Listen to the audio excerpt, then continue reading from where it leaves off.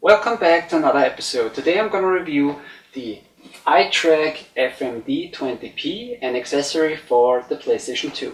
And let's go!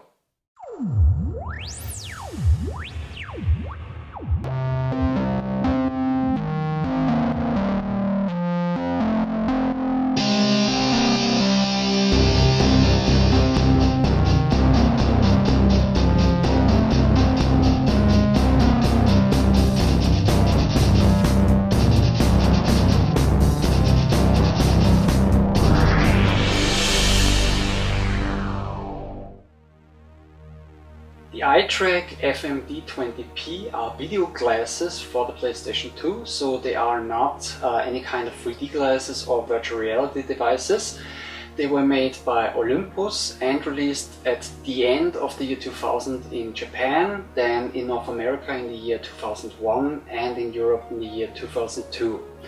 The video glasses have two small 0.55-inch TFT LCD screens, each with 180,000 pixels. The image of the video glasses is the equivalent of viewing a 52-inch screen from a distance of 2 meters. The aspect ratio is 4:3, and since this is the European version, it only supports the PAL format. The video glasses also have stereo headphones, then a password function and a control unit to make adjustments in the menu of the video glasses. The retail price of Japan is unknown, but the retail price in North America was $400 and in Europe it had a retail price of 400 euros. Okay, next we're gonna take a closer look at the box and also of the video glasses. So here we have the front of the box, and on the back of the box we have the technical specs / the technical data of those glasses, and you have them in 5 different languages. On the left side here, the English language, German, French, Italian and Spanish. And then here on the side, those two pictures were actually two of the selling points for those glasses. On the left here you can see that one of the selling points was that you can play, or let's say you can use the video glasses and play all your PlayStation 2 games or watch DVDs without annoying or disturbing any other people. So while you play, for instance, your PlayStation 2 games, other people can still watch TV, or in the night when everybody else is sleeping, you can still play your PlayStation 2 games or watch DVDs. And the second selling point was, of course, the big screen experience. And in 2000, 2001 or 2002, this was really a selling point, because at that time most of the people still had CRT TVs, and flat screen TVs were available, but they were pretty expensive. And in the end, with those glasses you would have a big screen experience, you know, with the 52-inch screen from a distance of 2 meters. Really sounded like a very good selling point. Okay, then on this side there's nothing really special. On this side there's also nothing special, and here on this side you have a little picture how the glasses would look like if you would put them on. And here you have also some things that this video glass can do, like for instance, sharp images, brilliant colors. Then people who wear glasses can also use those video glasses, and in the end, this product is exclusive for the PlayStation 2. So also some, let's say, advantages of those glasses or selling points. Okay, but now let's open up the box, and inside we have, in here you have the manual, and the manual also is in 5 different languages: English, French, German, Spanish and Italian. Then in here you have some reference cards and ear pads for the headphones.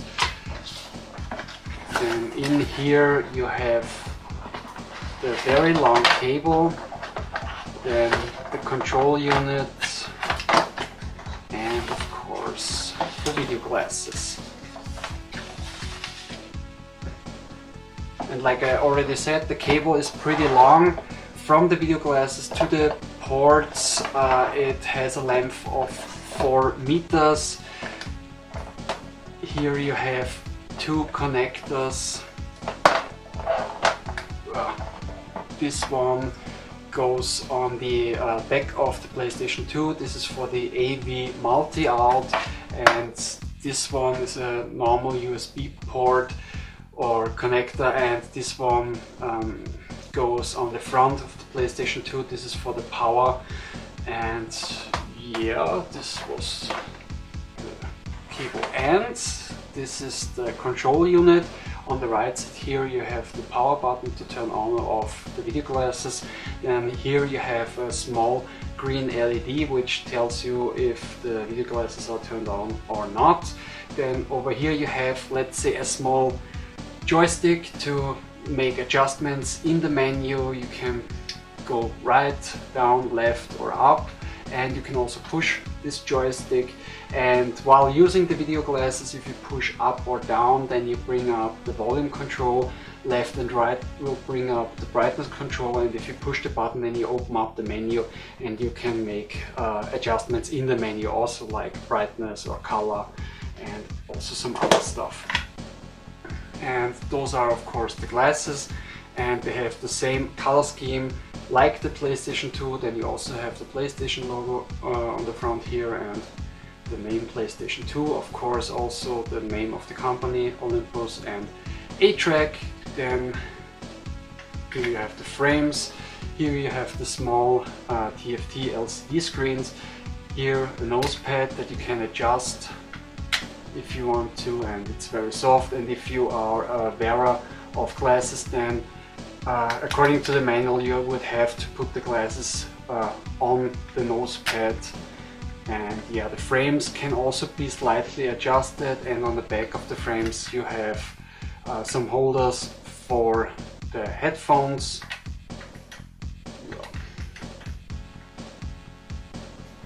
Easy. Okay. And one other thing that I mentioned at the beginning of this review was that the video goggles also have a password function. And this password function was included because children under the age of 16 should not use those video glasses, because it may interfere with their development of their eyes and visual systems. And also in the manual there are a couple of other warnings, like for instance people who have experienced convulsive or epileptic fits or loss of consciousness from light flashes or oscillations should not use the glasses. Of course, all the warnings were also included, just a precaution from the company so they don't get sued or anything. Then the password function, the factory settings are 3 times the number 0, and if you want you can change the password in the menu of the video glasses, and you can also deactivate the password function if you want to. Then the first time you will turn on the glasses you can choose the language of the menu, so you also have English, Japanese, German, French, Italian and Spanish. Then also the video glasses have a safety function, and this there will be a message appearing on the screen after the use of 2.5 hours. So if you use those glasses for 2.5 hours, a message will appear that will tell you you are using those video glasses now for 2.5 hours, you should take a break. And if you don't take a break and you still continue playing a game or watching a movie, then after 5 minutes the video glass will shut down or turn off, because you should take a break at least every 2.5 hours. And this is one thing that a couple of people said was a drawback of those glasses, but in the end it's healthier that way, that you don't use video glasses for too long. Then also one other thing that you have to do in order to use those video glasses on the PlayStation 2, you have to change the video out in the system configurations of the PlayStation 2, and you have to change them from RGB to component, because if the PlayStation 2 is set on RGB, then the screen is only in black and white and you won't hear the sound of the PlayStation 2. But if you change it to component, then you have again color on the screen, and you will also hear the sound of the PlayStation 2. And while I was working on my review and while I was recording footage of the video glasses for this review, I was curious because, I mean, I know those glasses were made for the PlayStation 2, they don't work on the PlayStation 1 because the PlayStation 1 doesn't have a USB port, but I've thought about using those glasses with the PlayStation 3, and actually they also work on the PlayStation 3. But in order to make them work on the PlayStation 3, you also have to change the video out in the system settings of the PlayStation 3 down to component. So it is possible to use those glasses with your PlayStation 3, but in the end I would not recommend it, because you have to, if you change it to component, all the graphics are very low in the end, and it's much more enjoyable to play your PlayStation 3 games on a flat screen TV, you know, with better graphics, HDMI and 1080p, and also of course to watch Blu-ray movies on a flat screen TV instead of watching those movies with those video glasses. Okay, next I'm gonna show you the video glasses in action, and I've recorded some gameplay of the games Gran Turismo 3, then God of War, and yeah, just for fun I also recorded some gameplay of Killzone 3 for the PlayStation 3. Two things that I just wanted to mention before I'm gonna show you the recorded footage. Number one, the video quality is actually pretty good of the recorded footage, but keep in mind, if you use those video glasses for real, then the video quality would be better. And the second thing that I wanted to mention was my performance while playing those games. It's not really that great, and the reason for that is while I was recording the footage, I had to play those games while looking through the viewfinder of the camera, which was recording a 0.55-inch screen. So it was very, very hard and not very enjoyable. But anyways, okay, now I'm gonna show you the video glasses in action.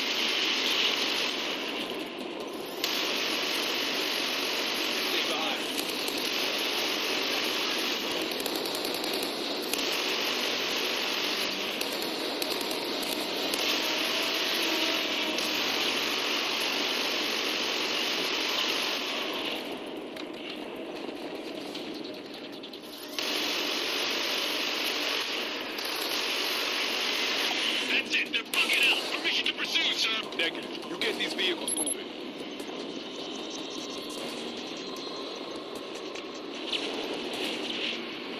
I'm gonna blow the door. Stand back. Ready?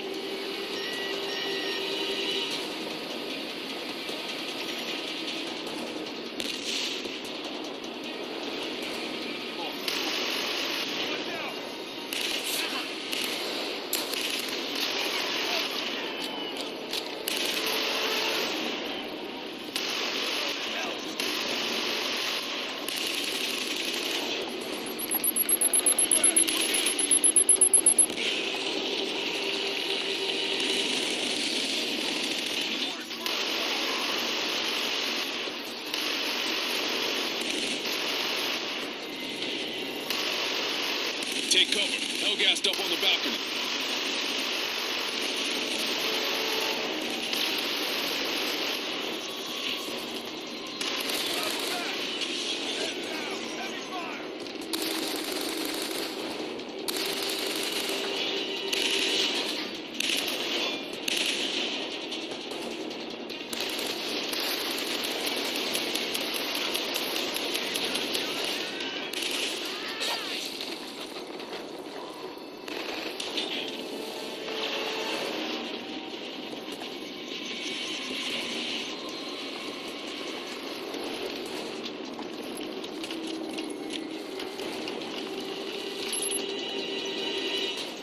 Okay, now that you have seen the video glasses in action, let's talk about the pros and the cons. And I'm gonna start with the pros.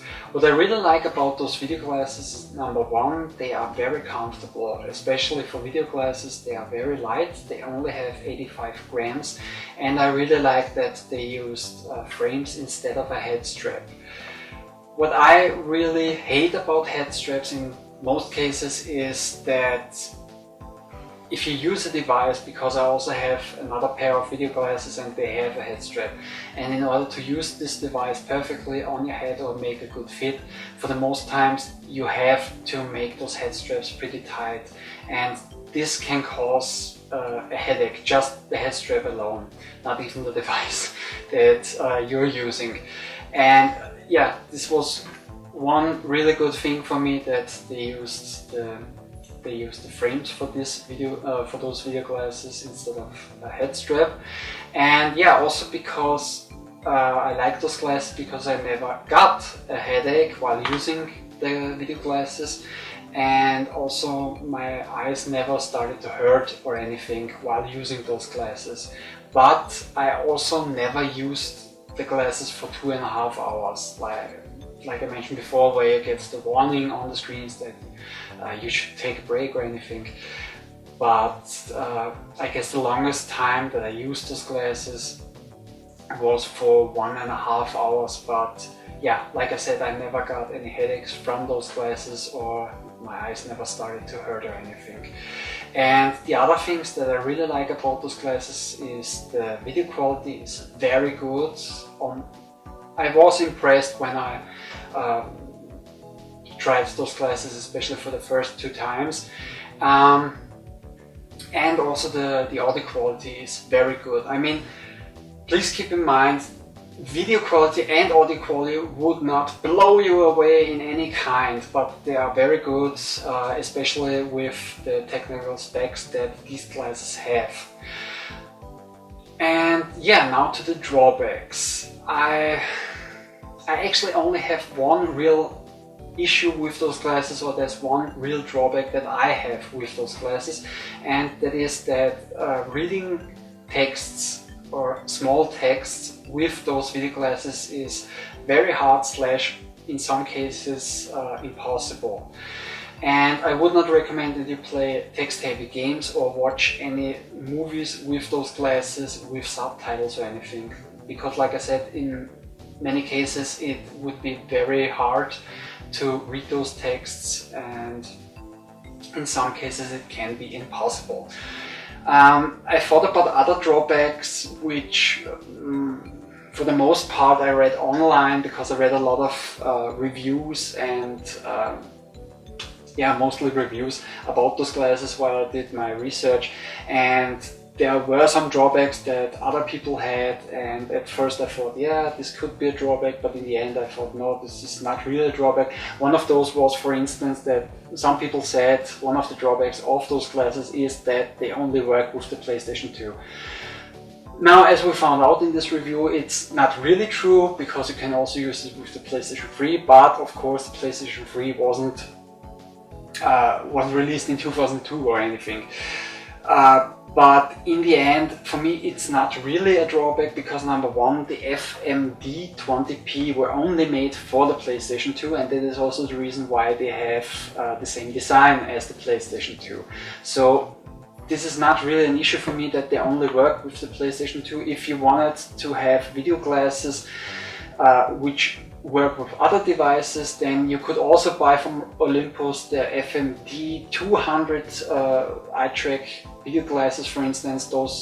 With those glasses you could also, or let's say you could also use those glasses with DVD players and other video game systems. Then they also had this FMD-700 glasses. They could also be, you could also use them on your PC. And then there were the 250. I guess they had a widescreen, and they were kind of an upgraded version of the 200 version. So if you wanted to have video glasses that work with other systems, then you could also buy other video glasses to use them on other devices. So this for me is not really a drawback, and also because if you want to watch a DVD, then you can watch a DVD on your PlayStation 2. You can also play PlayStation 2 games, you can also play PlayStation 1 games, and if you connect it to the PlayStation 3 in today's days, then you can also watch Blu-ray movies or Blu-ray discs, and also can play PlayStation 3 games. But I would not recommend it because of the video quality. Then some people said that, yeah, $400 or 400 euros is very expensive. I mean, $400 and euros in 2001 and also today, it is a lot of money, and it was a lot of money. That's that's true. But $400 or 400 euros for video glasses, especially in 2001, was actually an average / a reasonable price for video glasses. There were a lot of other video glasses that would have cost you $800 or euros, or $1,200 or euros, and in most cases the video and audio quality was on par with those video glasses. So actually $400 or 400 euros is not that expensive for those kinds of video glasses. But in the end I don't really have that much drawbacks with those glasses. Back in the days in 2002, I actually was interested in buying one of those because I've read in one of my video game magazines of the time that, hey, those glasses will be released, and with the 52-inch screen and everything. And at that time I only had my old 21-inch CRT TV, and so I thought, hey, this would be a cool idea to buy one of those instead of buying a bigger TV, because I didn't have the space in my room for a bigger TV, and also a bigger TV would cost a little bit more than 400 euros at that time, or at least one that I wanted to have would have cost more than 400 euros at that time. But in the end I decided against them, because the video game magazine that I read at that time, which was called GamePro, and I still read this video game magazine today, the reviewers, also one of the reviewers made a review about those glasses, and for the most part I had the same opinion that most of their reviewers had. So if they said that they didn't like this thing in a game or with any kind of accessory, then for the most part I actually also agreed on those parts. So yeah, I could take their word, let's call it like that. And in the end, I watched and read their review of the video glasses, and they said, hey, yeah, it is a cool device and it is a cool gadget, but in the end, it's not really, sorry, in the end, you can't really compare it to a big screen TV. So I didn't bought the glasses back in the day. I spent the money otherwise. But yeah, today, would I recommend the video glasses? Yes or no?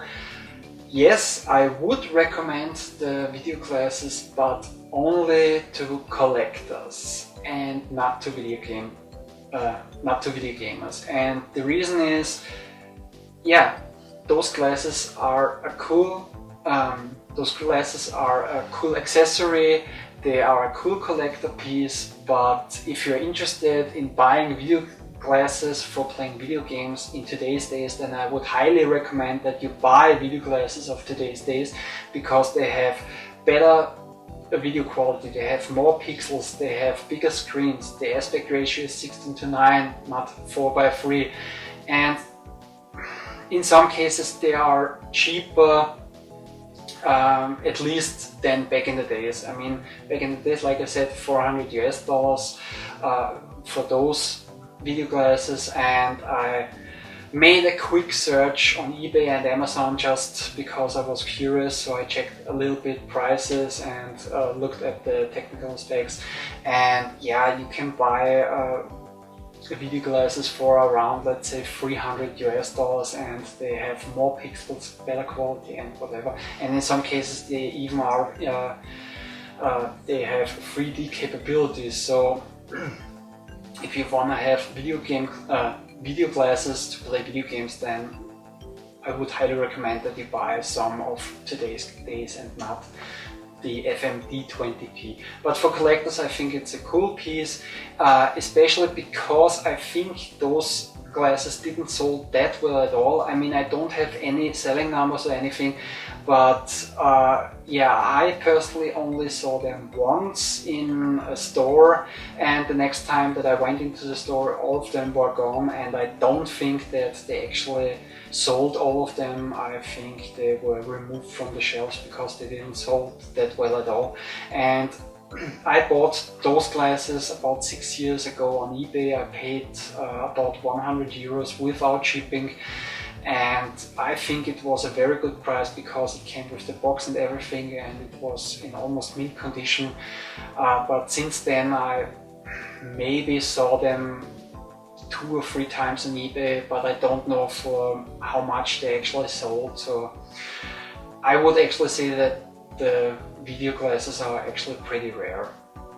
But in the end, yeah, like I said, I would only recommend them to collectors and not to video gamers.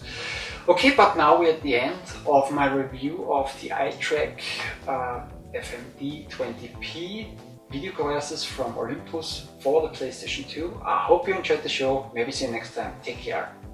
Bye!